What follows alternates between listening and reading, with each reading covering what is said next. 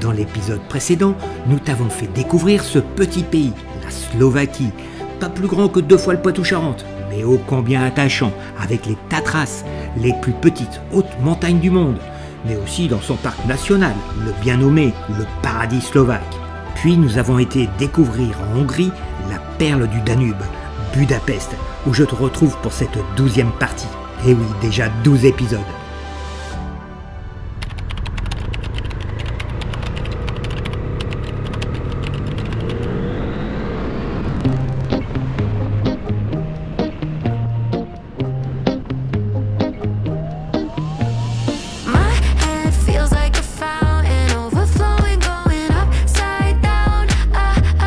Et nous voilà sortis de Budapest pour emprunter un bon bout d'autoroute.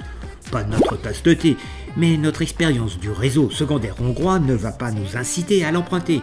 Donc, plus vite nous serons arrivés à la mer, mieux ce sera. Comment ça, il n'y a pas de mer en Hongrie? Bah attends un peu, tu vas voir. Allons, soyons sérieux. Notre destination est Keszthely, si ça se prononce comme ça, au bord du lac Balaton, qui est tellement grand qu'il est souvent surnommé la mer hongroise.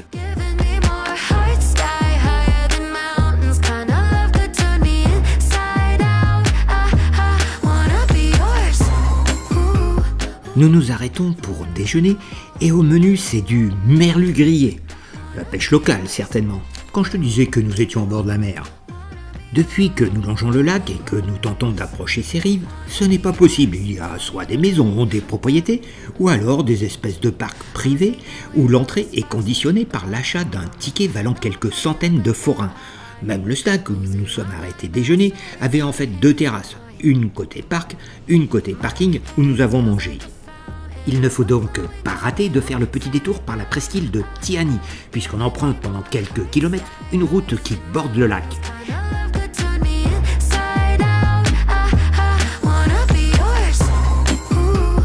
Avec ses 192 km² et ses 197 km de rive, le lac Balaton est le plus grand lac d'eau douce d'Europe centrale et occidentale.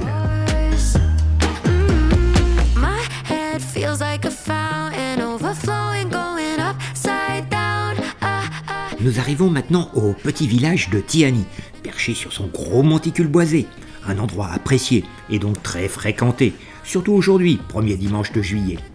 On y vient pour visiter son abbaye bénédictine ou s'imprégner des senteurs de lavande, puisque la ville s'en est fait une spécialité commerciale.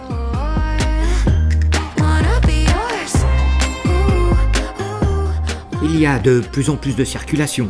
La route est droite, souvent éloignée des rives du lac, un peu monotone. On croise, on double, une multitude de vélos qui traversent parfois n'importe comment. En plus, il fait chaud, même très chaud.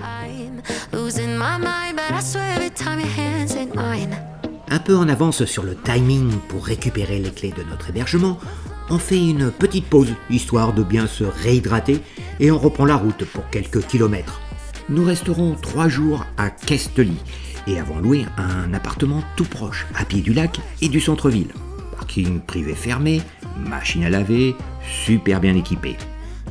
Après avoir déchargé les motos, s'être installé, douché, on part à la découverte de notre environnement proche.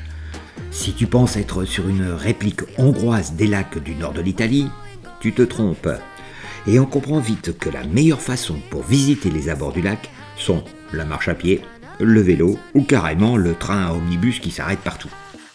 Nos motos resteront donc à se prélasser sur le parking de notre petite résidence, tandis que nous louerons des vélos et ferons fonctionner nos mollets le long des innombrables pistes cyclables qui bordent le lac.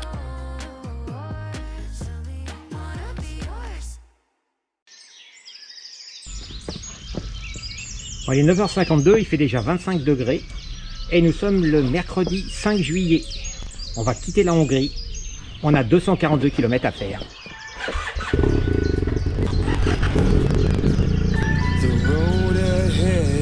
Twists and turns and the sun beats down and it burns, but I keep on pushing through. Comme je l'évoquais précédemment, nous retournons en Slovaquie. Oh, pas pour longtemps, juste pour aller visiter sa capitale, Bratislava, avant de basculer sur l'Autriche. Nous avons seulement 240 km à faire aujourd'hui. Et notre logement ne sera disponible qu'à partir de 15 heures. Et puisque nous devions laisser à 10 heures celui que nous venons de quitter, on va se poser un peu à la presqu'île de Tihani. Pas la peine de se presser, d'autant plus que l'itinéraire va être du genre roulant.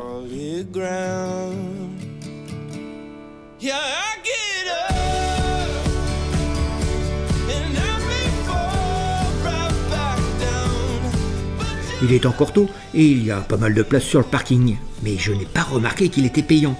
Et pendant notre pause, j'aperçois qu'un agent verbalise le van auprès duquel je me suis stationné. Pas de PV pour nous. Est-ce que parce que c'était des motos ou que nous étions en plaque étrangère? En tout cas, on n'a pas été lui demander. Nous avons mis à profit cette pause pour bosser autour d'une tasse de café sur la suite de notre road trip. Avec mon petit PC de 13 pouces, ce n'est pas toujours évident sur longue distance. Et j'ai fait appel à Eric de notre bande de copains, un expert pour concevoir un itinéraire sur un road trip. Et il m'a envoyé une trace GPX pour rejoindre La Rochelle, combinant paysage sympa, route à moto et kilométrage limité pour éviter de trop dépasser le cycle des révisions des motos. Mais revenons à l'instant présent. J'ai tracé notre itinéraire aujourd'hui par des routes principales, avec même un petit bout d'autoroute pour finir. Définitivement fâchés avec les petites routes hongroises, compte tenu de l'état désastreux de celles-ci, nous n'avions pas envie de nous faire secouer une nouvelle fois, puisque nous passerons en Slovaquie qu'en toute fin de parcours. Par contre, j'ai oublié de vérifier un truc important, la gratuité des autoroutes pour les motos en Hongrie. Habitué à la position de la Bulgarie, de la Roumanie, de la Slovaquie, j'étais persuadé qu'en Hongrie c'était pareil. Eh ben non, une e-vignette est obligatoire pour circuler en moto sur les autoroutes hongroises. Le prix modéré pour 10 jours, c'est moins de 10 € et on peut l'acheter en ligne. C'est quelques jours plus tard que Fabien, en route pour la Roumanie, m'en informe lors d'une de nos discussions sur Instagram. Après recherche, l'amende coûte 41 € environ par véhicule et par jour de circulation sans vignette. Un oubli donc à 164 €, même si à ce jour nous n'avons toujours rien reçu. Et c'est avec un ciel qui s'est couvert progressivement que nous arrivons à Bratislava, pile poil dans le timing.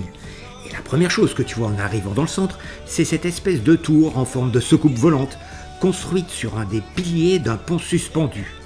Nous avons réservé un appartement pour 2 nuits, avec une place de parking souterrain. Par courtoisie, j'ai avisé le proprio que nous serions avec nos 2 motos. Mais celui-ci m'a aussitôt répondu que seule une moto devait y être stationnée, et que l'autre devrait être garée dans la partie publique de ce parking, moyennant 72 €.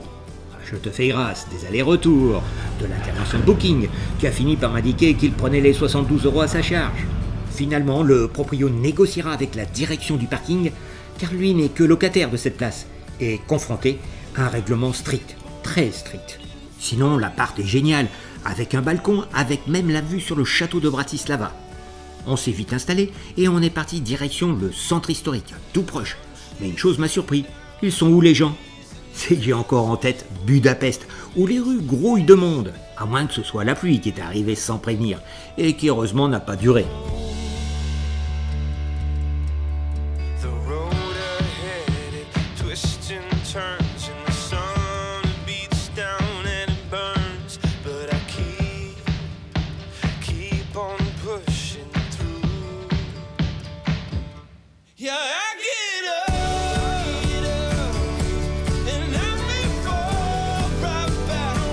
Pour notre seconde journée à Bratislava, le soleil est revenu. Capitale de la Slovaquie, elle reste une ville à taille humaine. Traversée par le Danube, elle est souvent qualifiée comme la cité la plus méditerranéenne de la Slovaquie. Pour fêter notre 50e jour de road trip, nous dînerons ce soir dans le restaurant gastronomique de l'UFO Tower, à un tarif qui n'a rien de comparable avec nos gastros à nous. Alors, pourquoi s'en priver ?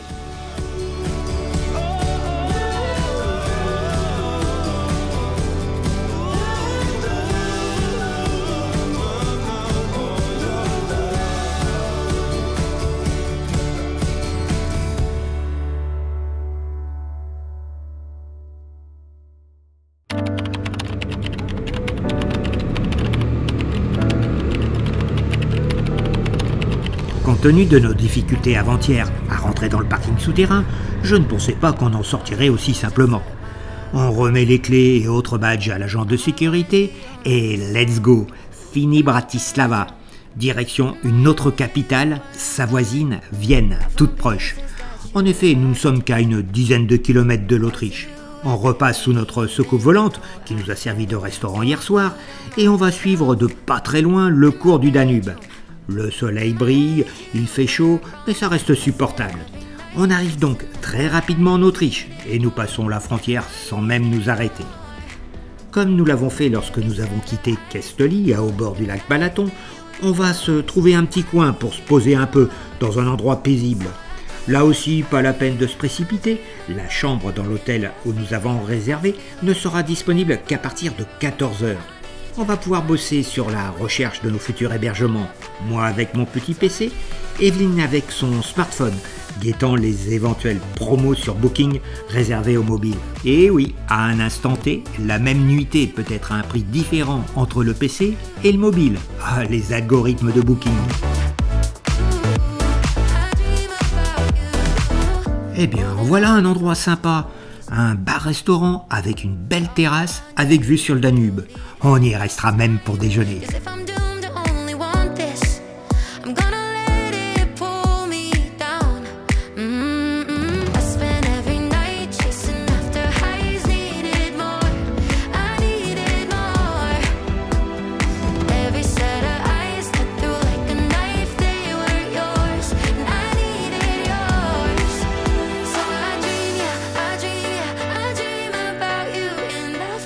Notre hôtel, où nous passerons 3 nuits, possède un parking privé couvert dans sa cour intérieure, un supplément à 16 € la nuit pour les 2 motos. Mais le tarif total avec le petit déjeuner est très raisonnable, 120 € la nuit. Va trouver ça à Paris. L'hôtel est à 8 km du centre-ville, mais situé juste à proximité d'une station de tramway et de métro, avec une ligne directe, la U3, pour le centre historique.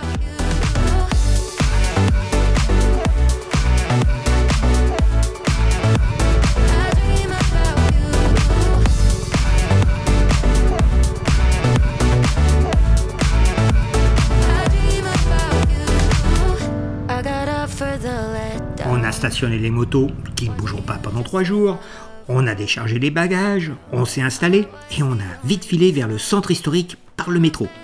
En fait, on lui préférera par la suite le tramway. Les transports en commun sont top et c'est bien le meilleur moyen pour visiter Vienne. Fréquence, rapidité, pas cher, facilité. Il existe plusieurs formules pour nous touristes avec une application sur le téléphone bien foutue. Autant te le dire tout de suite, nous avons eu un vrai coup de cœur pour Vienne. Elle est pour nous la ville la plus belle que nous ayons visitée. C'est un musée à ciel ouvert. Pas besoin d'être dans le centre historique pour s'émerveiller sur l'architecture des bâtiments. Où que tes yeux se posent, c'est magnifique. Il y a aussi de splendides parcs fleuris boisés. Vienne totalise 990 jardins publics. Pas étonnant qu'elle ait remporté le titre de la ville la plus verte du monde. Moi qui ne suis pas spécialement musée, Evelyne m'a entraîné au musée d'histoire de l'art de Vienne. Et là, nous nous sommes régalés. Mais quelle collection incroyable! On a même fait la fermeture.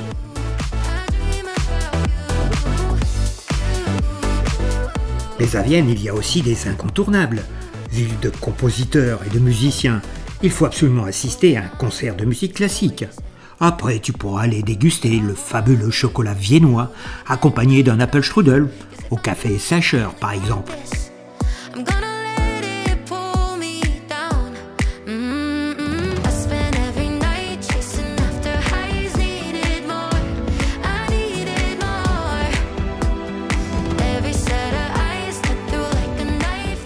Malgré la canicule qui sévit en Autriche à cette époque, nous passerons 3 jours à profiter, à nous balader, à buller aussi. Mais il nous tarde de reprendre les motos, car en plus, on va retrouver de très belles routes, comme c'est si bien le proposait l'Autriche. Mais il va falloir que tu patientes un peu, jusqu'au prochain épisode. À très bientôt les amis.